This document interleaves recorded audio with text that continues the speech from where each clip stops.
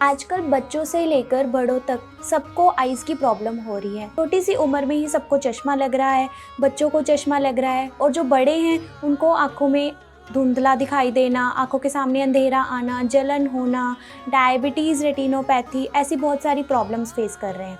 इसका रीज़न क्या है? जल्दी उम्र में चश्मा क्यों लग रहा है आजकल? क्योंकि आजकल सबका स्क्रीन टाइम बढ़ गया है। जो छोटे बच्चे हैं वो भी स्क्रीन ज़्यादा यूज़ करते हैं, ऑनलाइन क्लासेस स्क्रीन से लगाते हैं। जो बड़े हैं वो 9 to 5 जॉब में भी स्क्रीन के आगे बैठे होते हैं।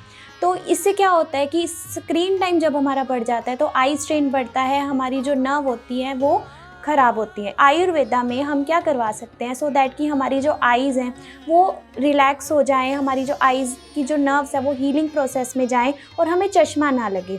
तो हम क्या करवाते हैं? अक्षी तर्पणा प्रोसीजर करवाते हैं। अक्षी तर्पणा में क्या होता है कि हम मेडिकेटेड जो घी होता है वो हम आइज़ के ऊपर पोर करते हैं। मेडिकेटेड घी जैसे ही हम आइज़ के ऊपर पोर करते हैं उसकी हीट से आइज़ की जो मसल्स हैं, नर्व्स होती हैं, टिश्यूज़ होते हैं वो स्टिमुलेट होते हैं, वो हीलिंग प्रोसेस में जाते हैं। तो हीलिंग प्रोसेस से क्या होता है कि हमारे जो दोष होते हैं, वात पित्त कफ दोष जो है उनका भी शमन होता है। ओवरऑल हमारी नर्व्स भी स्टिमुलेट होती है।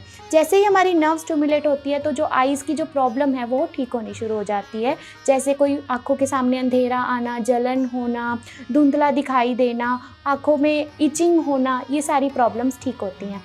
हमारे पास ये जो पेशेंट है, ये पेशेंट की जो आई साइट थी वो तो ठीक थी, पर इनको आँखों में जलन होती थी और ड्राइनेस ज़्यादा रहती थी क्योंकि इनका स्क्रीन टाइम भी ज़्यादा था।